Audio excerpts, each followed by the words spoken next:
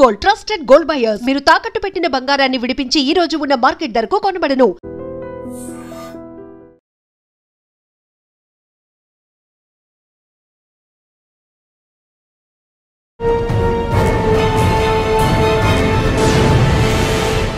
Welcome to crime diaries. ఈ వారం మన గెస్ట్ 2002 బ్యాచ్ పోలీస్ ఆఫీసర్, పేరు Y Ravikumar garu, inspector of police Vijayawada.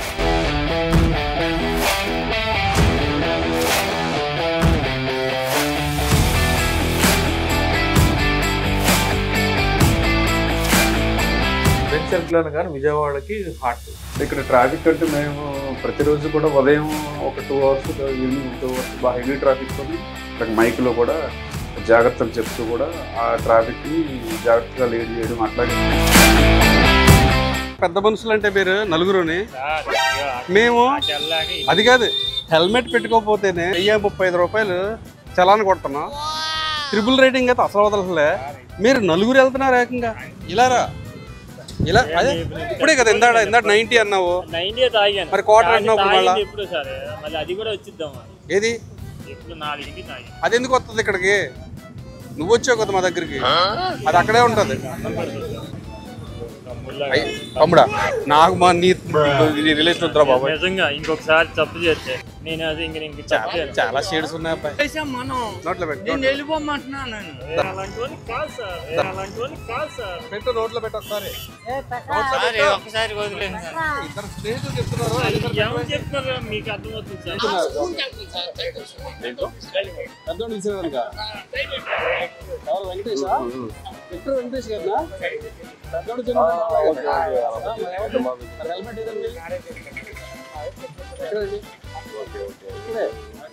ఇక్కడే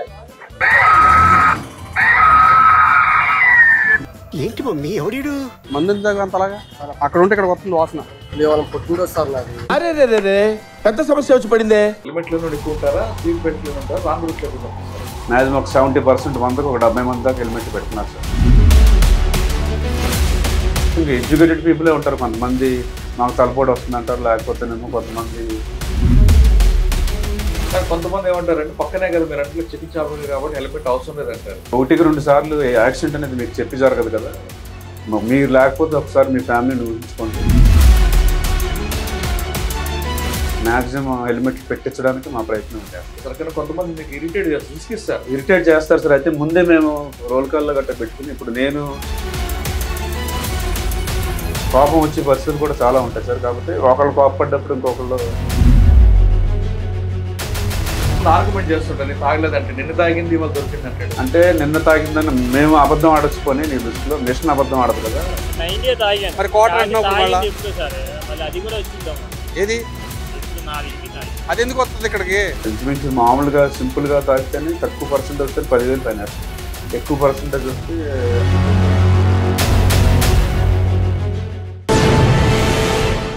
వెల్కమ్ టు క్రైమ్ డైరీస్.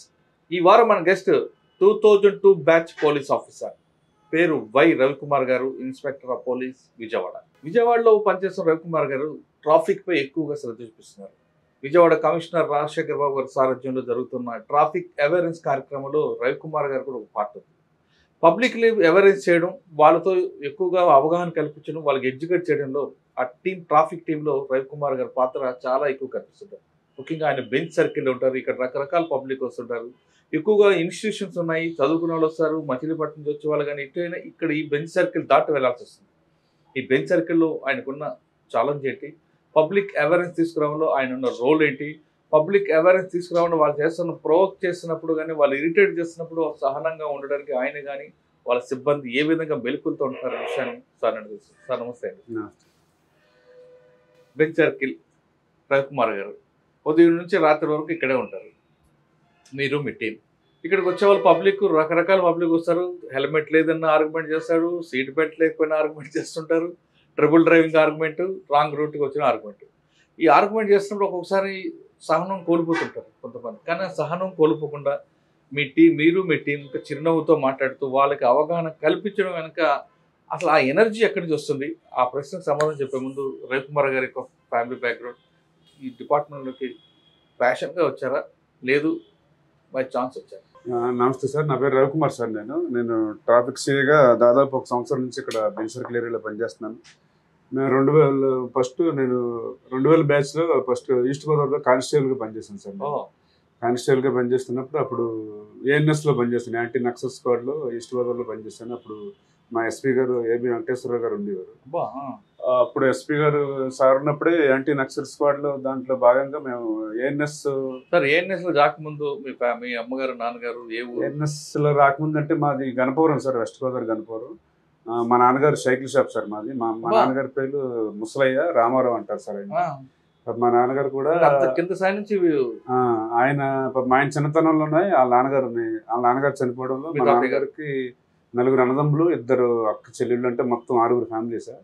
ఈ 6 కూడా మా నాన్నగారి దగ్గరుండి పెళ్లిళ్ళు చేయడం ఇవన్నీ కూడా ఆయన ఈ ఓన్లీ సైకిల్ షాప్ మీదే ఎంత కూడా చేసుకొచ్చేవారు. మేము కూడా ఇంచుమించు నేను కానిస్టేబుల్ దాకా వచ్చేదాకా కూడా నేను సైకిల్ షాప్లో బాగా పనిచేయడం. తర్వాత మాది ఈ ఇంటర్మీడియట్ తర్వాత డిగ్రీ కూడా మాది గణపవరంలో ఉండేది సార్. అది మార్నింగ్ ఇంటర్మీడియట్, ఈవినింగ్ డిగ్రీది ఉండేది. మిగతా టైంలో అంతా కూడా మేము కూడా సైకిల్ షాప్లో పనిచేయడం. అలాగా తర్వాత డిగ్రీ అయిపోయిన తర్వాత ఆ సెట్ రాస్తే అది 43 నాకు ర్యాంక్ వచ్చింది, స్టేట్ వైజ్ ర్యాంక్ వస్తే. తర్వాత ఆంధ్ర యూనివర్సిటీలో ఓసీ కేటగిరీలో సీట్ రాకపోతే అప్పుడు ఇంకా తర్వాత ఏదో కానిస్టేబుల్ సెలక్షన్స్ పడితే అప్పుడు కానిస్టేబుల్ సెలెక్ట్ అయ్యింది.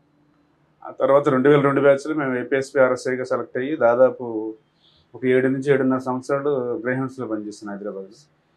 తర్వాత 2011లో సివిల్ కనెక్ట్ అయ్యి తర్వాత ఎస్ఐగా ఈస్ట్ గోదావరి ప్రతిపాడు వేలేస్తున్నా చేసి తర్వాత ఎస్ఐ రాకముందు మీరు చెప్పండి, మీరు నక్సల్ దీంట్లో చేశారు గ్రేహౌండ్స్ లో మీకు బాగా గుర్తుండిపోయిన సంగతి చెప్పండి. ఎక్కువ మీరు అప్పుడు కంబైన్డ్ ఏపీ కాబట్టి ఎక్కువ టఫ్ ఉన్న టెరైన్ ఎక్కడ ఉంది? ఏఎన్ఎస్ పరంగా గ్రేహౌండ్స్ లో టఫ్ ఉన్న టెరైన్ అయితే ఇప్పటికీ కూడా ఏఓబి సార్. ఇది ఆంధ్ర ఒరిస్సా బార్డర్లో విశాఖపట్నం బార్డర్, తర్వాత ఒరిస్సా బార్డర్ ఎందుకు వెళ్తే అది బాగా హైయెస్ట్ కొండలోనూ బాగా టఫ్ ఏరియా విశాఖపట్నం. అక్కడ ఒకసారి అయితే మాకు ఒక ఎర్లీ మార్నింగ్ ఒక ఫైరింగ్ అవుతే పాపం ఒక కానిస్టేబుల్కి చెయ్యి అంతా కూడా బాగా డ్యామేజ్ అవుతుంది. తర్వాత అతను మళ్ళీ కింగ్ జార్జ్ హాస్పిటల్ విశాఖపట్నం కూడా షిఫ్ట్ చేయడం అన్నీ కూడా బాగా అప్పుడు బాగా. మన ఇండియాలో తీసుకుంటే ఆంధ్రప్రదేశ్ నక్సలైట్కి యాంటీ నక్సల్ గ్రూప్ అయిన గ్రేహౌండ్స్కి మంచి పేరు. అవును సార్. నక్సల్ గ్రూప్ అంటే యాంటీ గ్రేహౌండ్స్ ప్లస్ ఎస్ఐబి ఈ 2 జాయింట్ ఆపరేషన్. నేను కొన్ని రివీల్ చేయకుండా ఉంటే చేయొద్దు, ఎందుకంటే మీరు సీక్రెట్ ఆపరేషన్ ఉంటుంది కాబట్టి. రివీల్ చేసే దాంట్లో ఆన్ రికార్డ్ ఉన్న దాంట్లో మీరు పడ్డ ఆ కూంబింగ్కి వెళ్తున్నప్పుడు ఎదురైన ఛాలెంజెస్ ఏంటి? ఒక వర్షం పడినా, ఒక ఎండ వచ్చినా, ఒక చలుని ఎలాగ మీరు ఉంటారు, ర్యాషన్ ఎలా తీసుకెళ్తారు, ఆ టఫ్ జాబ్ని ఎలా చేస్తాం చెప్పండి. ఆపరేషన్స్ అవసరం లేదు అంటే అక్కడ కామన్గా అక్కడ ప్రతి జిల్లాకి కూడా ఓఎస్డి ఆఫీసర్స్ ఉంటారు సార్. అక్కడ ఓఎస్డి ఆఫీసర్స్ దాని మన ఇన్ఫర్మేషన్ బట్టి గ్రేహౌండ్స్ చీఫ్ గారికి తెలియజేసిన తర్వాత వాళ్ళు అక్కడున్న ఇన్ఫర్మేషన్ బట్టి ఒక టీము వెళ్తూ ఉంటుంది. అర్ధరాత్రి ఇంచుమించు 12 దాటిన తర్వాత ఎక్కడో ఏజెన్సీలో అక్కడ ఉన్న డ్రాపింగ్ ప్లేస్లో డ్రాప్ అవుతారు. తర్వాత ఒక 2 నుంచి 5 డేస్ ఆపరేషన్ చేస్తూ ఉంటారు. ఆపరేషన్ తర్వాత ఇంకా నైట్ టైం అంతా కూడా ఇంచుమించు మీరు గ్రేహౌండ్స్ లో ఆపరేషన్ చేస్తున్నప్పుడు నైట్ టైం చేస్తారా, మార్నింగ్ టైం చేస్తారా? అంటే ఫస్ట్ డ్రాపింగ్ రోజు నైట్ టైం ఉంటుంది సార్. నైట్ టైం ఇంచుమించు ఒక 5 నుంచి 10 కిలోమీటర్ల దాకా నడుస్తారు. తర్వాత అంతా కూడా పగల, మరుసటి రోజు నుంచి అంతా కూడా తెల్లవారి కాడి నుంచి కూడా పగలే ఉంటాం. అండ్ డ్రాపింగ్ ఏరియా నుంచి వెళ్తారు సార్. మీకు రేషన్ ఎన్ని రోజుల కోసం పట్టుకెళ్తారండి? రేషన్ అంటే 3 నుంచి 5 డేస్ ఉంటుంది సార్. అది ఇన్ఫర్మేషన్ బట్టి, మూవ్మెంట్ బట్టి ఒక 5 రోజుల దాకా. అంటే మినిమం ఎన్ని రోజులు ఉంటుందండి కూంబింగ్? కూంబింగ్ అదే సార్ 3 నుంచి 5 డేస్ సార్. 5 డేస్ ఇంచుమించు 3 నైట్లు ఇంచుమించు అడవిలో పడుకోవాలి. మీరు చేసిన 7 సంవత్సరాల్లో మీకు బాగా గుర్తుండిపోయిన సంఘటన చెప్పండి. గుర్తుండిపోయిన సంఘటన అంటే అదే మనకి నేను కానిస్టేబుల్గా ఉన్నప్పుడే దాదాపు ఒకే రోజుని ఇంచుమించు ఈస్ట్ గోదావరిలో ఉండగానే ఒకే రోజుని 3 ఫైరింగ్లు అయినాయి మా మీద. అప్పుడు మా ఎస్పీ గారు, ఓఎస్డీ గారు వాళ్ళందరూ కూడా ఫీల్డ్కి రావడం జరిగింది. అప్పుడు మన ఆయన సార్, మన ఏబి వెంకటేశ్వరరావు గారు మా ఎస్పీ గారు, బ్రహ్మారెడ్డి గారు ఆయన ఓఎస్డీ గారు ఉండేవారు. అది ఏలేశ్వరం పోలీస్ స్టేషన్ మన వైరామపురం పోలీస్ స్టేషన్ లిమిట్స్లో జరిగింది. ఆ రోజున దాదాపు అందరం కూడా చనిపోయి అన్న స్టేజ్కి వెళ్ళిపోయి తర్వాత మళ్ళీ మరుసటి రోజు అందరం కూడా బయటకు వెళ్ళింది. అది బాగా మాకు గుర్తుండిపోయిన స్టేజ్ సార్. ఆపరేషన్ వెళ్ళిన తర్వాత ఫైరింగ్ స్టార్ట్ అవుతుంది. ఒకసారి మనం మిస్ అయిపోతుంటారు. మిస్ అయిన తర్వాత మనం ఎలాగో ఒకసారి కలుస్తారండి ఒకే దగ్గరికి. అంటే ఏమైనా కోడ్ పెట్టుకుంటారా ఇక్కడ కలవాలి ఆపరేషన్ తర్వాత? అంటే అక్కడ సిచ్యువేషన్ బట్టి యాక్ట్ చేస్తారు సార్. అది మిస్ అయిపోయిన తర్వాత ఇక్కడ కలవడం అంటే అలా ఏముండదు, కానీ కామన్గా మ్యాన్ ప్యాక్స్ మీద టీంలు డివైడ్ అయి ఉంటాయి. అందులో ఒక ఆర్ఐ గారు ఉంటారు, తర్వాత ఆర్ఎస్ఐలు ఉంటారు, హెడ్ కానిస్టేబుల్స్ ఉంటారు. పైలట్ ఎవరండి ఉంటారు? పైలట్ యాక్టివ్గా ఉండి కానిస్టేబుల్ అబ్జర్వేషన్ అంతా ఎవరు బాగా చేస్తారు, చుట్టూ అబ్జర్వేషన్ చేయడం, ఎవరు బాగా వింటారు ఇవన్నీ కూడా అబ్జర్వ్ చేసుకుంటూ వాళ్ళని అంటే అది పైలట్ పర్టికులర్గా ఒకళ్ళంటూ ఉంటారు సార్. అది మూమెంట్కి కూడా మారుస్తూ ఉంటారు సార్. ఒకసారి ఆంబుష్ చేస్తారు, వాళ్ళు వేస్తారు, అందులో మనం పడే అవకాశాలు కనిపిస్తుంటాయి ఉంటాయి సార్. ఆ ఘట్టం ఏమైనా మీకు ఎదురే? అది నేను కానిస్టేబుల్గా ఉన్నప్పుడు ఈస్ట్ గోదావరిలో జరిగింది. వాళ్ళ అంబుష్లోకి ఇంచుమించు మేము వెళ్ళిపోయాం సార్. తర్వాత మళ్ళీ అక్కడ ఉన్న ఆర్ఐ గారు చుట్టూ కొండల మీద గట్ట పార్టీలను పెట్టి వాళ్ళు ఫైరింగ్ చేసుకుంటా ఉంటే మేము బయటకు వచ్చాం సార్. అది బాగా మాకు గుర్తుండిపోయే ఇన్సిడెంట్ సార్. అది వాళ్ళదా అప్పర్ హ్యాండ్ మా ఆడదా అంటే ఇంచుమించు ఒక లోయలోకి మేము బాగా అలసిపోయి కొంచెం కిందకి కొండల కిందకి ఒక ఊరు ఉంటే ఆ ఊర్లోకి ఏదో వంట చేసుకుందాని ఉద్దేశం మీద వెళ్తా ఉంటే అక్కడ చుట్టూరు కూడా మమ్మల్ని గమనించి చుట్టుపక్కల కొండల నుంచి అక్కడ దగ్గరలో ఏదో క్యాంప్ ఉంటుంది, నక్సలైట్ క్యాంప్ ఉంటే వాళ్ళందరికీ మేము వచ్చారని వాళ్ళకి ఇన్ఫర్మేషన్ వచ్చి మా మీద బాగా అటాక్ చేశారు. అయితే అప్పుడు గ్రేహన్స్ టీమ్ మేము కలిసి వెళ్ళాం. అక్కడ కలిసి వెళ్తే మాకు సపోర్ట్గా పెట్టిన పార్టీలు బాగా ఫైరింగ్ చేస్తే ఆ ఫైరింగ్ బేస్ చేసుకుని మేము బయటకు వచ్చాం సార్. అది బాగా మాకు గుర్తుండిపోయేది, మా లైఫ్లో బాగా గుర్తుండిపోయేది. మంచి సక్సెస్ చెప్పండి. గ్రేహన్స్ వాళ్ళకి సక్సెస్ సార్. అది గ్రేహన్స్ వాళ్ళ సక్సెస్ అంటే మానాలు ఎన్కౌంటర్ మంచి నిజామాబాద్ అనుకుంటారు మంచి జరిగిందండి అది. అందులో నేను పార్టిసిపేట్ చేయాలి. అంటే మామూలు గ్రేహౌండ్స్ వాళ్ళకి సక్సెస్ అని కేస్ స్టడీ చెప్పగలరు? ఐడియా ఉందా మీకు? ఐడియా ఉంది కానీ పూర్తిగా నాకు అంత ఐడియా లేదు. అక్కడ కాకుండా ఏవో లేవా మీ సక్సెస్? నాకు ఖమ్మంలో దగ్గర ఒక 2 బాడీలు గట్ట పడ్డట్టున్నాయి. అవి మళ్ళీ ఇందులో చెప్పడం గట్ట. సరే సార్, ఓకే. గ్రేహౌండ్స్ తర్వాత 2011లో మన సివిల్కి కన్వర్ట్ అయ్యాను సార్. తర్వాత కన్వర్ట్ అయిన తర్వాత రావులపాలెంలో పిఎస్ఐగా పనిచేశాను.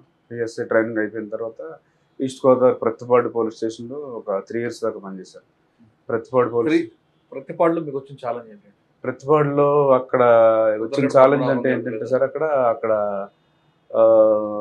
పీపుల్స్ లిబరేషన్ పార్టీ అని చెప్పేసి మన ఎర్రజెండా పార్టీ ఉంటుంది సార్. అక్కడ కొంచెం లచ్చబాబు అని వాళ్ళు కొద్దిగా బాగా వాళ్ళు ఏం చేస్తారంటే ఏదైనా ఒక ఖాళీ ల్యాండ్ ఉంటే అందులో కొంచెం వాళ్ళు వెళ్ళి జెండాలు పాతేయడం, అట్లాగే ఏదైనా కొండలు వంతాడని చెప్పేసి అక్కడ ఎర్రమట్టి క్వారీలు గట్ట తవ్వకాలు జరిగింది. ఆ తవ్వకాలు జరిగినప్పుడు వాళ్ళ దగ్గర గట్ట న్యూసెన్స్ చేయడం గట్ట చేసేవారు. అవి కొంచెం బాగా ఫేస్ చేసాం. ముద్రగడ పద్మనాభం గారు ఏరియా కదా అది? ముద్రగడ పద్మనాభం మా పక్క police station sir. Prathipadu police station పక్కన కెర్లంపూడి ఉంటుంది. ఆ కెర్లంపూడి విలేజ్లో ఆయన ఉంటారు. కానీ వాళ్ళు ఎప్పుడు ఉద్యమాలు ఉండేవి కదా, అది మీకు ఇప్పుడు ఎదురు? అంటే ఉద్యమాలు ముద్రగడ పద్మనాభం గారు అప్పుడు కూడా నేను ఏలేశ్వరం ఎస్ఐగా పనిచేసాను సార్. తర్వాత ప్రతిపాడు ఎస్ఐగా పనిచేసిన ఎక్స్పీరియన్స్ మీద మమ్మల్ని కూడా అక్కడ పిలిచేవారు. తర్వాత ఆయన ఇంటి గుమ్మం దగ్గర గట్ట మమ్మల్ని పెట్టడం, అట్లాగే ఆయన ఏదో వెహికల్లో వెళ్తా ఉంటే దాన్ని కూడా ఫాలో చేయడం, ఇదంతా కూడా మేము ఫేస్ చేసాం. ఓకే. ప్రతిపాడు తర్వాత ఏలేశ్వరం ఎస్ఐగా ఒక 2 years పనిచేసాను. అక్కడేముందండి? ఏలేశ్వరంలో ఎక్కువ మంచి ఛాలెంజెస్ అంటే అది ఏజెన్సీకి బార్డర్ సార్. ఇందాక మన డిసిపి గారు చెప్పినట్టు ఏలేశ్వరంకి మన ఏజెన్సీకి బార్డర్ ఏరియా ముఖద్వారం. అప్పుడప్పుడు నక్సలైట్ పెద్ద ఉండేది కాదు కానీ బాగా డీప్గా లోపలికంటూ తిరిగేవాళ్ళం ఎక్కువ. బాగా ఫేస్ చేసిన ఇన్సిడెంట్లు అక్కడ పర్టికులర్గా అంటే ఏం లేదంటే ప్రతిపాడు ఎస్ఐగా నేను చేసిన ఎక్స్పీరియన్స్ మీద అక్కడ కూల్గానే ఉద్యోగం చేసుకుని బయటకు వచ్చాను. తర్వాత ఎల్ఎస్ఎన్ ఎస్ఐగా ఉండగా పనిచేస్తుండే తర్వాత సిఏ ప్రమోషన్ వచ్చి మాడిమిల్లి పోలీస్ స్టేషన్కి వెళ్ళాను. పక్కనే మాడిమిల్లి ఏజెన్సీకి వెళ్ళాను. ఏజెన్సీలో అప్పుడు కూడా మేము పనిచేస్తున్నప్పుడు అక్కడ మన రవిప్రకాష్ గారు ఎస్పీ గారు ఉండేవారు. అలాగే రవిశంకర్ రెడ్డి గారిని మన ఓఎస్డీగా కాకినాడ ఉండేవారు, బాగా సపోర్ట్ చేసేవారు. తర్వాత ఎస్పీ గారు విశాల్ గుల్లి గారికి వచ్చారు, సార్ కూడా బాగా సపోర్ట్ చేసి అప్పుడప్పుడు మేము సీఏగా ఉన్నప్పుడు కూడా కొమ్ముగిలి కూడా కాకినాడ స్పెషల్ పార్టీ వాళ్ళతో మేము కూడా క్రైమ్ నేచర్ ఏంటి అక్కడ? క్రైమ్ నేచర్ అయితే అక్కడ చిన్న విషయాలకి కొంచెం మర్డర్లు చేసుకుంటూ ఉంటారు సార్. చిన్న విషయాలే బాగా, ఇది ఇల్లీగల్ కాంట్రాక్ట్స్ కొంచెం ఉంటాయి కానీ బాగా చిన్న వాటికే మర్డర్లు ఎక్కువ చేసుకుంటూ ఉంటారు. అంటే వాళ్ళు కొంచెం అన్ఎడ్యుకేటెడ్ ఉంటారు సార్ వాళ్ళు. తర్వాత వాళ్ళకి విషయం చెప్పడం ఇదంతా కూడా జరుగుతాం. ఓకే. తర్వాత ఎక్కడికి వచ్చారు? తర్వాత అక్కడ ఏజెన్సీ మాడిమిల్లుగా చేస్తూ ఉంటాయని 2019 ఎలక్షన్స్లో నేను గన్నవరం సీఏగా గన్నవరం వచ్చాను. ప్రమోషన్ కాదు సార్, సీఏ గారు గన్నవరం వచ్చినప్పుడు అప్పుడు విపరీతమైన ఎలక్షన్ డ్యూటీ. తర్వాత ఏమో గన్నవరం అంతా కూడా ఎయిర్పోర్ట్. అప్పుడు ఇక్కడ మన పాత ద్వారకా తిరుమలరావు గారు సిపిగా ఉండేవారు. గన్నవరం కూడా సిటీలో కలిసి ఉండేది. అప్పుడు విపరీతమైన ఇంచుమించు మార్నింగ్ 5కి లెగిస్తే నైట్ 11, 12 అయిపోయింది. ఒకసారి వారానికి ఒకసారి 2 సార్లు పని నిద్రలు కూడా చేసేవారు. ఆ టైం ఆ టైంలో ఇంచుమించు బాగా హర్రిబర్రీ డ్యూటీలో గన్నవరంలో అప్పుడు వంశీ గారికి తర్వాత వెంకట్రావు గారు సార్ గారికి కూడా తగ్గఫర్ ఉండేది. తర్వాత నామినేషన్స్ అన్నీ అక్కడే ఉండి ఇంకా వాటిలో కూడా కొంచెం జాగ్రత్తగా స్మూత్గా ఆ ఎలక్షన్స్ కూడా చాలా బాగానే ఫేస్ చేశాను. ఓకే, గన్నవరం తర్వాత నెక్స్ట్ గన్నవరం తర్వాత ఈ మన విజయవాడ సిటీ మన కొన్ని సంవత్సరాలు ఈ మన క్రైమ్లో పనిచేసాను సార్. తర్వాత మళ్ళీ ట్రాఫిక్కి వచ్చి తర్వాత మళ్ళీ మొన్న 24 ఎలక్షన్స్లో మళ్ళీ మొన్న పెద్దాపురం పోలీస్ స్టేషన్లో సిఐ. సార్ విజయవాడ క్రైమ్లో పనిచేశారు కదా, క్రైమ్లో మీకు బాగా గుర్తింపు వచ్చింది అండ్ ట్రబుల్ మాంగర్స్ ఎవరు, మంచి హ్యాబిచువల్ లెఫ్ట్ ఎవరు ఉండేవారు? క్రైమ్లో బాగా గుర్తుండిపోయే ఇన్సిడెంట్స్ అంటూ నాకు పెద్ద ఏం లేవు సార్. అంటే ఎక్కువ విజయవాడ అప్పుడు బాగా స్నాచింగ్ అయ్యాయి కదా? అంటే మా టైంలో స్నాచింగ్ ఏమి అయ్యి కాదు సార్. అంటే ఒక్కొక్క డివిజన్కి ఒక్కొక్క సేన్ ఇచ్చేవారు, కానీ మా టైంలో పెద్ద స్నాచింగ్స్ అంటూ తక్కువే సార్. పెద్ద అంటే మీరు అప్పుడు డిటెక్ట్ చేసిన కేసులు లేవు, రికవరీ లేవు? అంటే 1-2 కేసులు కానీ నాకు పెద్ద గుర్తులేవు సార్. తర్వాత ఎక్కడికి వచ్చారు? పెద్దాపురం. మొన్న ఎలక్షన్స్లో మళ్ళీ మొన్న రీసెంట్ ఎలక్షన్స్లో మొన్న పెద్దాపురం అక్కడే ఉందండి. పెద్దాపురం అయిపోయింది కదా, అయిపోయింది. కానీ ఇంకా మొన్న ఎలక్షన్స్లో పెద్దాపురం అనేటప్పటికి కొద్దిగా ఈ వైసీపీ వాళ్ళకి టీడీపీ వాళ్ళకి బాగానే ఉండేది. తర్వాత ఎక్కువ మన పక్కన పిఠాపురం కాబట్టి ఆయన పవన్ కళ్యాణ్ గారు ఎఫెక్ట్గా ఉండేది. తర్వాత ఇంకా ఆ ఎలక్షన్స్ కూడా బాగానే కంప్లీట్ చేసి మళ్ళీ ఇక్కడ సిటీ. అక్కడ మీరు చెప్తున్న పిఠాపురం ఇవన్నీ కూడా కొంచెం ఒక్కొక్క సామాజిక వర్గానికి సంబంధించిన ఓట్లు ఉంటాయి. ఆ రెండు సామాజిక వర్గం పడే ఫైటింగ్లు, అసలు ఆ ఇష్యూని ఎలా షార్ట్అవుట్ చేస్తారు? ఇంకా మేము అందరితోనూ బ్యాలెన్స్ కానీ ఎలక్షన్ టైం ఒకటి ఇద్దరు నాయకులు కూడా సేమ్ క్యాస్ట్, అదే క్యాస్ట్ వాళ్ళు కాబట్టి బ్యాలెన్స్ కానీ వెళ్ళి స్మూత్ గానే ఎలక్షన్స్ అనేవి కంప్లీట్ చేస్తాం. తర్వాత ఎలక్షన్ అయిపోయిన తర్వాత ఇక్కడ విజయవాడ ట్రాఫిక్ వచ్చింది. పిఠాపురంలో గడ్డం వర్మ గారు పనిచేశారు, ఆయన ప్రాబ్లం ఎలా ఉంటుంది? వర్మ గారిది పిఠాపురంలో అంటే ఇంకా మన ఓపెన్ గా మాట్లాడుకోకూడదు, కానీ ఇంకా ఎఫెక్ట్ ఉంటుంది సార్. అప్పుడప్పుడు పిఠాపురం బందోబస్తుకి గట్టా వర్మ గారు ఏదైనా ఇన్సిడెంట్లు అయినప్పుడు అటు కూడా వెళ్ళేవాళ్ళు, కానీ ఓవరాల్ గా పెద్దాపురంలో మీరు ఉన్నప్పుడు తగ్గిందంటారా? ఆ ముద్ర పోయిందా? ఎవరు సార్ ఆ ముద్ర? అంటే మేము కూడా ఈ రీసెంట్ గా నేను తిరిగి ఉండి సార్. ఎక్కువ మార్నింగ్ ఒకసారి, మధ్యాహ్నం భోజనానికి వెళ్తున్నప్పుడు ఒకసారి, ఈవినింగ్ మళ్ళీ ఇంటికి వెళ్ళిపోతున్నప్పుడు ఒకసారి ఆ ఏరియాలో ఏదైతే ఉందో ఆ ఏరియాలో బాగా ఎక్కువ నేను గట్టిగా తిరిగి ఉండి సార్. తిరగడం వల్ల పెద్ద మా టైంలో పెద్ద ఏం జరిగింది కాదు సార్. తర్వాత ఇక్కడికి వచ్చారు. అవును సార్. ఓకే, ట్రాఫిక్ అండి, బెంచ్ సర్కిల్. బెంచ్ సర్కిల్ అని కానీ విజయవాడకి హార్ట్, ఎవరైనా ఇది ఒక గేట్ వే ఆఫ్ ఇదే. ఇక్కడ ట్రాఫిక్ ఎలాంటి క్రైమ్ అంటే ఎక్కువ ఏ కనిపిస్తుంటాయండి? హెల్మెట్ లేని ఉంటారా, రాంగ్ డ్రైవింగ్ ఉంటారా, ట్రిపుల్ డ్రైవింగ్ ఉంటారా, ఏ టైప్ ఆఫ్ క్రైమ్ నేచర్ ఉంటాయి? ఇక్కడ ట్రాఫిక్ అంటే మేము ప్రతిరోజు కూడా ఉదయం ఒక 2 అవర్స్, ఈవినింగ్ ఒక 2 అవర్స్ బాగా హెవీ ట్రాఫిక్, దానికి తగ్గట్టు స్కూల్ బస్సులు వెళ్తూ ఉంటాయి. అట్లాగే స్కూల్ పిల్లలు కూడా రోడ్లు దాటుతూ ఉంటారు సార్. ఆ టైంలో మేము ఫిజికల్గా ఆ టైంలో మా మెన్నకు కూడా మేము సపోర్ట్గా ఉండి, అట్లాగే మైక్లో కూడా జాగ్రత్తలు చెప్తూ కూడా ఆ ట్రాఫిక్ని జాగ్రత్తగా లీడ్ చేయడం, అట్లాగే పక్కన ఉన్న ట్రాఫిక్ సిఐలతో కూడా కొద్దిగా ఎక్కువ ఉందా కొంచెం వాళ్ళు జాగ్రత్తగా తీసుకోమని చెప్పడం ద్వారా కూడా మా బెంచ్ సర్కిల్లో మేము క్లియరింగ్ చేస్తూ ఉంటాం. అట్లాగే మీరు చెప్పినట్టు అవేర్నెస్ నిమిత్తం మేమంతా కూడా బెంచ్ సర్కిల్ అంతా కూడా ఫ్లెక్సీలు కూడా పెట్టడం జరిగింది.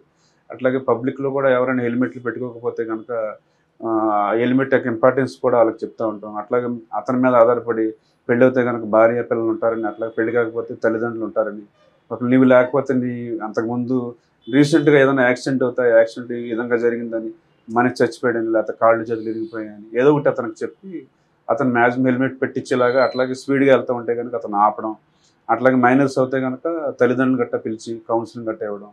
ఈ విధంగా మేము పబ్లిక్లో ఎక్కువ మోటివేట్ చేసి ట్రాఫిక్ హెల్మెట్ లేని ఎక్కువ ఉంటారా, సీట్ బెల్ట్ లేని ఉంటారా, రాంగ్ రూట్ ఎక్కువ కనిపిస్తారు? హెల్మెట్ లేని వాళ్ళు మ్యాక్సిమం ఈ మధ్యన సిపి గారు వచ్చిన తర్వాత, మా ఏడీసీపీ గారు వచ్చిన తర్వాత బెంచ్ సర్కిల్ మ్యాక్సిమం ఒక 70%, 100కు ఒక 70 మంది దాకా హెల్మెట్లు పెడుతున్నారు సార్. ఇంకా పెట్టుకోకపోతే వాళ్ళకి మేము 1-2 సార్లు కౌన్సిలింగ్ ఇచ్చిన తర్వాత ఫైనల్ చేసి, ఇంకా ఎడ్యుకేటెడ్ పీపులే ఉంటారు. కొంతమంది మాకు తలపోటు వస్తుంది అంటారు, లేకపోతేనేమో కొంతమంది ఏదో ఇక్కడికే మా కటింగ్ షాప్ కానీ, లేకపోతే ఏదో చిన్న రేజన్స్ చికెన్ షాప్ అని చెప్తూ ఉంటారు. కాకపోతే మేము ఏంటంటే సెల్ ఫోన్ మనం ఏ విధంగా పెట్టుకుంటాం, జేబులో పెట్టుకోవడం, బయటకు వచ్చినప్పుడు అలవాటు చేసుకుంటాం. అలాగా బయటికి బండి తీయడం, బయటకు తీసినప్పుడు నెత్తికి హెల్మెట్ పెట్టుకోవడం అలవాటు చేసుకుంటుంది. కానీ కొంతమంది ఏమంటారంటే పక్కనే కదా మీరు అంటే చికెన్ షాప్ కాబట్టి హెల్మెట్ అవసరం లేదంటారు. వాళ్ళకు కూడా ఏంటంటే సార్, ఇది 1-2 సార్లు యాక్సిడెంట్ అనేది మీకు చెప్పి జరగదు కదా. మీరు లేకపోతే ఒకసారి మీ ఫ్యామిలీని ఊహించుకోండి. మనం సపోర్ట్ లేకపోతే మన మీద ఆధారపడిన ఆడవాళ్ళు రోడ్డు మీద పడిపోతారు. మనం లేకపోతే మన భార్య ఏమైపోతుంది, పిల్లలు ఏమైపోతారు, అన్నీ కూడా వాళ్ళకి 1-2 సార్లు చెప్పి మాక్సిమం హెల్మెట్లు పెట్టించడానికి మా ప్రయత్నం చేస్తాం. మీరు చేస్తుంటారండి, ఎంత ఎడ్యుకేట్ చేస్తారు, కానీ కొంతమంది మీకు ఇరిటేట్ చేస్తారు, విసిగిస్తారు. ఇరిటేట్ చేస్తారు సార్. అయితే ముందే మేము రోల్ కాల్లో గట్రా పెట్టుకుని, ఇప్పుడు నేను ఎవరి మీద కోపడ్డానంటే మా ఆర్ఎస్ఐ గారు వచ్చి కొంచెం సంపాదించడం, మా ఆర్ఎస్ఐ గారు కోపడ్డారంటే నేను వెళ్ళి సంపాదించడం, లేకపోతే అక్కడ ఉన్న స్టాఫ్ కోపడితే మా ఆర్ఎస్ఐ గారు లేకపోతే నేను వెళ్ళి సంపాదించడం, అట్లా కోపం వచ్చే పరిస్థితులు కూడా చాలా ఉంటాయి సార్. కాబట్టి ఒకళ్ళు కోపడ్డప్పుడు ఇంకొకళ్ళు ఆ సిచ్యువేషన్ డీల్ చేసి హ్యాండిల్ చేసుకుంటున్నారు. మీకు బాగా కోపం తెప్పించి బాగా నవ్వు తెప్పించే సంఘటన ఎదురే? నవ్వు తెప్పించే సంఘటనలు అంటే మీరు అన్నట్టు ఎక్కువ సాయంత్రం మాటలు మాకు ఏంటంటే సార్, ఇక్కడ పిల్లలు విపరీతంగా పిల్లలు రోడ్డు దాటుతూ ఉంటారు. ఆ పిల్లలు దాటడం కన్నా వాళ్ళు ఇంటర్మీడియట్ పిల్లలు, 10th క్లాస్ పిల్లలు ఉంటారు. వాళ్ళు చదువుకుని వచ్చి రోడ్ల మీద ఒక క్షణం 2 నిమిషాలు 3 నిమిషాలు వెహికల్స్ మధ్యలోంచి దాటేస్తుంటారు. అప్పుడు వాళ్ళకి మేము ఏంటంటే, మీకన్నా పల్లెటూరులో ఉండే రైతులు వాళ్ళు బెటర్ రా బాబు, వాళ్ళు పశువులు కాసుకుంటూ ఉంటారు, వ్యవసాయం చేస్తారు, వాళ్ళకి ఏదైనా మైకులో చెప్తూ ఉంటే ఆగుతారు, మీకు మైకులో పక్కన అనౌన్స్మెంట్ జరిగినా దాటేస్తూ ఉంటారు, మీకు కాళ్ళు చేతులు అక్కర్లేదా, ఒకసారి అవి తేడా వస్తే ఫిజికల్లీ హ్యాండిక్యాప్డ్ కోటాలోకి వెళ్ళిపోతారు. మరి ఇప్పుడు అన్నీ ఉండగానే ఇప్పుడు ఆడపిల్లలు కూడా దొరకట్లేదు, ఇప్పుడు ఏదైనా ఇరిగిపోయిందంటే ఆ తర్వాత పరిస్థితి ఊహించుకొని వాళ్ళు కొద్దిగా ఆ విధంగా కూడా కొంచెం వాళ్ళు కొంతమంది నవ్వుతారు సార్, కొంతమంది మాకు తెలుసు అంటారు, కొంతమంది మమ్మల్ని పైనుంచి కిందకి సీరియస్ గా చూస్తారు, లేకపోతే మాకు అన్ని తెలుసులే అన్న ఫీలింగ్ లో రకరకాల తగ్గుతాయి. కోపం అంటే రోజు కోపడ్డాలంటే మా మెంటల్ టెన్షన్ పెరుగుతుంది తప్పితే ఇంకా ఆ క్షణానికి ఓపిక పట్టి ఇంకా వాళ్ళని పంపిస్తూ ఉంటారు సార్. సార్ మీరు ఎక్కువ డ్రంక్ అండ్ డ్రైవ్ వాళ్ళని పట్టుకుంటారు. అవును సార్. ఆ డ్రంక్ అండ్ డ్రైవ్ పట్టుకున్న ఆర్గ్యుమెంట్ ఒక్కోసారి విసుగు వస్తుంది, ఒక్కోసారి నవ్వు వస్తుంటుంది. అలా గుర్తుపోయిన సంఘటన ఉన్నాయా? ఇంకా డ్రంక్ అండ్ డ్రైవ్ నిన్న సార్, నిన్న ఒక మనిషి దొరికాడు. అతను ఏదో హైదరాబాద్ లో జాబ్ చూసుకుంటా, ఇతను కాలేజీలో పిల్లలు ఉన్నారంటే చుట్టాకి వచ్చాడు, అతను తాగేస్తున్నాడు. అతనికి ఎంత పర్సంటేజ్ వస్తే అది 30% దాటితే డ్రంక్ కేసు సార్. అది అతనికి 45 వచ్చింది, తక్కువే కదా సార్ పంపించేయండి అంటాడు అతను. ఇదేంటే నేను పట్టపగలు తాగేసాను, ఎందుకు తాగేసాను అడిగితే పిల్లలు చూసిన ఆనందంలో తాగేసాను సార్ అని చెప్తాను. మరి నీకేమైనా యాక్సిడెంట్ అవుతే ఆ పిల్లలు ఏమైపోతారంటే అతని దగ్గర సమాధానం లేదు. ఇటువంటి వాళ్ళు తగులుతారు సార్, ఇంకా మామూలు. కాకపోతే కొంతమంది ఆర్గ్యుమెంట్ చేస్తుంటారు, తాగలేదంటే నిన్న తాగింది ఇవాళ దొరికింది అంటాడు. అంటే నిన్న తాగిందని మేము అబద్ధం ఆడొచ్చుకొని, నీ దృష్టిలో మిషన్ అబద్ధం ఆడదు కదా, మా ఏది చెప్పిన మిషన్తోనే కదా మేము చేసేది, డ్రంక్ అండ్ డ్రైవ్ మనుషులు చేసేది కాదు కదా అని చెప్పి ఇంకా ఆటోమేటిక్. సాధారణంగా ఈ రోజు తాగితే దొరుకుతుందా? నిన్న తాగింది కూడా కొంతమందికి లేట్ నైట్ తాగితే సార్ 12 దాటాక అట్లా ఇంచుమించు హెవీ ఫుల్ బాటిల్ తాగేసారు అనుకోండి సార్, మరుసటి రోజు కూడా ఇంచుమించు రావడానికి ఆస్కారం. రోజు తాగినట్టు దొరికాడు అనుకోండి, వాళ్ళకి ఎలా మనం రోజు తాగినట్టు దొరికితే ఇంచుమించు వాళ్ళకి పర్సంటేజ్ని బట్టి జడ్జి గారు ఫైన్ కూడా వేస్తారు సార్. అది ఇంచుమించు మామూలుగా సింపుల్గా తాగితేనే తక్కువ పర్సెంటేజ్ వస్తే 10,000 ఫైన్ వేస్తున్నారు, ఎక్కువ పర్సెంటేజ్ వస్తే రిపీటెడ్ అఫెండర్స్కే మ్యాక్సిమం జైలుకి కూడా ఒక్కొక్కసారి పంపిస్తారు సార్. అంటే మరి ఫైనాన్షియల్గా ఎవరైనా 10,000 అంటే ఎవరికైనా ఎక్కువ అమౌంట్ కదా సార్. ఎక్కువ ఈ సెంటర్లో మహిళలు కూడా తాగి దొరుకుతారంట కదా? మహిళలు ఇప్పుడు దాకా దొరకలేదు. ఎక్కువ ఆర్గ్యుమెంట్ చేసే వాళ్ళు మీకు బాగా గుర్తుండిపోయిన సంఘటన చెప్పండి, నిన్నటి కాకుండా. నిన్నట్టు సంఘటన కాకుండా బాగా గుర్తుండిపోయిన ఇన్సిడెంట్ ఏంటంటే సార్, రీసెంట్గా ఒక అతను మన రాంగ్ డ్రైవ్ చేసుకుంటా బందర్ రోడ్లో వస్తే అతను మేము ఆపడం జరిగింది. అతను ఆపడం జరిగితే అతను దగ్గర 1,00,000 రూపాయలు ఎంత బండి. అతను వాళ్ళ నాన్నగారు మైనర్ డ్రైవింగ్, వాళ్ళ నాన్నగారిని పిలిపిస్తే వాళ్ళ నాన్న సెక్యూరిటీ గార్డ్ అతనికి 10,000 15,000 జీతం. ఎంత బండి కాస్ట్ బండి ఇతనికి ఎందుకు కొని ఇచ్చామంటే పాపం అతను వాళ్ళ నాన్నగారిని కొట్టి స్టేజ్లో నా మాట ఇంటలేదు సార్. అతను నాకు నెలకు 10,000 జీతం వస్తుంది, అందులో 2-3 దీనికి కడుతున్నాను, నా మాట ఇంటలేదు సార్ అని చెప్పేసి రీసెంట్గా ఒక అతను కూడా చెప్పారు. ఎటువంటి కొంతమంది ఏంటంటే తల్లిదండ్రులను బెదిరించి స్టేజ్కి వెళ్ళిపోయారు, కొంతమంది పిల్లల్ని పాడు చేసి తల్లిదండ్రులు కూడా ఉన్నారు సార్. కొంతమందికి రీసెంట్గా ఒక అతను మంచి దగ్గర 30 లక్షల బండి ఏదో కొనుక్కుని వెళ్తున్నాడు. అతను బండి ఇక్కడ ఆపితే తండ్రి వచ్చాడు. అతను ఇటువంటి బళ్ళు తీసుకుని మా వాళ్ళు సూర్యాపేట అని, లేకపోతే రాజమండ్రి అని, కాకినాడ అని టిఫిన్కి వెళ్తారు సార్ మార్నింగ్. మాకు అదో ఫ్యాషన్ సార్ అని చెప్పి అలాగా పిల్లల్ని పాడు చేసి తల్లిదండ్రులు కూడా కొంతమంది ఉన్నారు సార్. ఇద్దరు ఎదురవుతూ ఉంటారు సార్. కొంతమంది సైలెన్సర్ పెట్టుకొని ప్రజలకి సౌండ్ పొల్యూషన్ చేసి భయభ్రాంతి గురించి వెళ్తుంటారు, అటువంటి కూడా ఎదురేస్తారు. అటువంటి వాళ్ళు ఎదురవుతే ఇమీడియట్గా మేము ఆపడం, లేకపోతే నాకు దొరకకపోతే నష్టపోయిన వాళ్ళ ద్వారా కూడా వాళ్ళని ఆపించి సైలెన్సర్ తీపిచ్చి దానికి తగ్గట్టు ఫైన్ వేసి కట్టించి కొత్త సైలెన్సర్ వచ్చిన తర్వాత ఆ కొత్త సైలెన్సర్ ఫిట్ చేయించి కూడా పంపుతాం సార్. అటువంటి దాదాపు మా దగ్గర అవన్నీ కూడా సైలెన్సర్ అన్ని కూడా మా దగ్గర స్టోర్. వాళ్ళు ఏమంటారంటే మీ బండి కొనుక్కుని సైలెన్సర్ పెట్టి అదో ఫ్యాషన్ అంటే అతను అటువంటి వాడు దొరికినప్పుడు ఏం చేస్తుంటే అతను అక్కడ నుంచోబెట్టి అతను చెవు ఇంచుమించు ఆ సైలెన్సర్ వెనపడేలా నుంచోబెట్టి 4-5 సార్లు రేట్ చేస్తే అక్కడ చుట్టుపక్కల పబ్లిక్ కూడా అబ్జర్వ్ చేస్తూ ఉంటారు కదా సార్. అప్పుడు కూడా కొంతమంది సిగ్గుపడడం కంటే జరుగుతుంది సార్. రిపీట్ గా మీకు దొరుకుతుంటారండి అంటే ట్రాఫిక్? ఒక్కసారి సైలెన్సర్ మార్చిన తర్వాత ఇంకా వాళ్ళు కాదు, రెగ్యులర్ గా హెల్మెట్ వాడిన వాళ్ళు కానీ రాంగ్ రూట్ అంటే రిపీటెడ్ గా అంటే ఇంకా 90% దొరకరు సార్. ఒకసారి హెల్మెట్ కి 1035 ఫైన్ పడిపోయిన తర్వాత ఇంకా 90% దొరకరు సార్. కొంతమంది రాంగ్ రూట్ లో వస్తారు, రాంగ్ రూట్ లో వచ్చాం మేము ఎప్పటి నుంచి నడుస్తాం మాకేం కాదు అంటారు. అటువంటి వాళ్ళకి మీరు ఇచ్చే సమాధానం? అటువంటి వాళ్ళకి ఏంటంటే మేము ఎవరికైనా చెప్పేది అటువంటి పర్టికులర్గా అటువంటి వాళ్ళకి చెప్పేది అంటే యాక్సిడెంట్ అనేది చెప్పి జరగదు. ఒక్కసారి యాక్సిడెంట్ అయిపోయిన తర్వాత ఆ తర్వాత మనం మాట్లాడడానికి కూడా ఉండదు. ఒకసారి చిన్న యాక్సిడెంట్ అయ్యి హాస్పిటల్లో పడితే వేలకు ఖర్చు అవుతూ ఉంటుంది. అది దృష్టిలో పెట్టుకుని ఉండమని చెప్పేసి నేను చెప్తా ఉంటాను సార్. ఫైనల్ గా చెప్పండి, విజయవాడలో మీ సర్కిల్లో, విజయవాడలో కాదు రోడ్డు మీదకి వచ్చిన వ్యక్తి తిరిగి క్షేమంగా ఇంటికి వెళ్ళాలంటే వాళ్ళు ఏం చేయాలి? బెజవాడ ప్రజలకి లేకపోతే మిగతా ప్రజలందరికీ కూడా నేను చెప్పేది ఒకటే సార్. ఇది మన బండికి సంబంధించిన ప్రాపర్ రికార్డు మెయింటైన్ చేయండి ఫస్ట్ పాయింట్. అట్లాగే మా గురించి, పోలీసు వాళ్ళ గురించి, లేకపోతే ప్రెస్ వాళ్ళ గురించి, లేకపోతే కోర్టుల గురించి హెల్మెట్ పెట్టుకోకుండా ప్రతి మనిషికి కూడా ఇంటికాడ భార్య పిల్లలు వీళ్ళందరూ కూడా అతని గురించి వెయిట్ చేస్తూ ఉంటారు. వాళ్ళ గురించి హెల్మెట్ పెట్టుకుని సేఫ్గా, ఎందుకంటే బాగా స్పీడ్ నడిపిన మనిషికి స్లోగా నడిపిన మనిషికి మహావతి ఒక 5-10 నిమిషాల మించి తేడా రాదు. ఒక్కసారి యాక్సిడెంట్ అయిన చిన్నాభిన్నం అయిపోయిన ఫ్యామిలీస్ ప్రతిరోజు మన పేపర్లో చూస్తూ ఉంటాం కూడా. ఇవన్నీ దృష్టిలో పెట్టుకుని ఎవరి ఫ్యామిలీస్ గురించి వాళ్ళు, మేము ఎంత చెప్పినా, ప్రెస్ వాళ్ళు ఎంత చెప్పినా, కోర్టులు ఎన్ని చెప్పినా మారరు. కనుక మనుషుల యొక్క ఆలోచన ధోరణిలో, వాళ్ళ యొక్క ఆలోచనలో మార్పు వస్తే కానీ ఇది కొంచెం అవేర్నెస్ అనేది ఇంకా మారదని చెప్పేసి. ఎందుకంటే పారిపోతూ ఉంటారు, పారిపోయి అంత స్పీడ్గా నడుపుతూ ఉంటారు. క్షణం రెప్పపాట్లో యాక్సిడెంట్లు అయిపోతూ ఉంటాయి. కాబట్టి ఎవరికాళ్ళు ఏంటంటే సొంతంగా ఆలోచించి నేనేమన్నా అయిపోతే మా ఫ్యామిలీ ఏమైపోద్దని ఎవరికాళ్ళు ఆలోచిస్తే కనుక జాగ్రత్తగా ఉండాలని చెప్పేసి ఆలోచిస్తూ డ్రైవ్ చేయాలని చెప్పేసి నేను కోరుతాను. యాక్సిడెంట్ అనేది చెప్పి రాదు కాబట్టి మనం జాగ్రత్తగా ఉండాలి. మనం చేస్తున్న డ్రైవింగ్, హెల్మెట్ పెట్టుకోవడం ఏదైనా పబ్లిక్ కోసం కాదు, మన కోసం అనేది ఆలోచన రావాలంటున్నారు రవికుమార్ గారు. కోర్టులు చెప్తున్నాయని కోర్టులు ఫైన్ వేస్తున్నాను, లేదు పోలీసులు చెప్తున్నారని పోలీసులు చూసి హెల్మెట్ పెట్టుకోకుండా, హెల్మెట్ పెట్టుకోవడం అనేది మన బాధ్యత. మనం ఏ విధంగా అయితే బయటకు వస్తున్నప్పుడు ఫోన్ పాకెట్లో పెట్టుకుంటామో అదే విధంగా హెల్మెట్ కూడా తప్పనిసరిగా పెట్టుకుని అంటున్నారు రవికుమార్ గారు. ఇది ఈ వారం రవికుమార్ గారితో ఎక్స్క్లూజివ్. వచ్చే వారం మరో విషయం మళ్ళీ కలుద్దాం. అంతవరకు నమస్తే. Thank you. All the best. మంచి కార్యక్రమం చేస్తాం.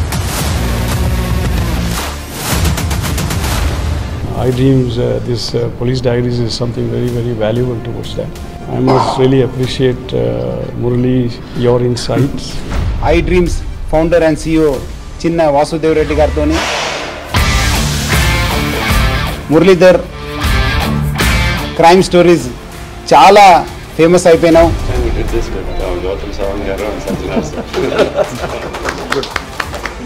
Well done. Congratulate him for doing so well. And I congratulate him, his boss also, for doing so well.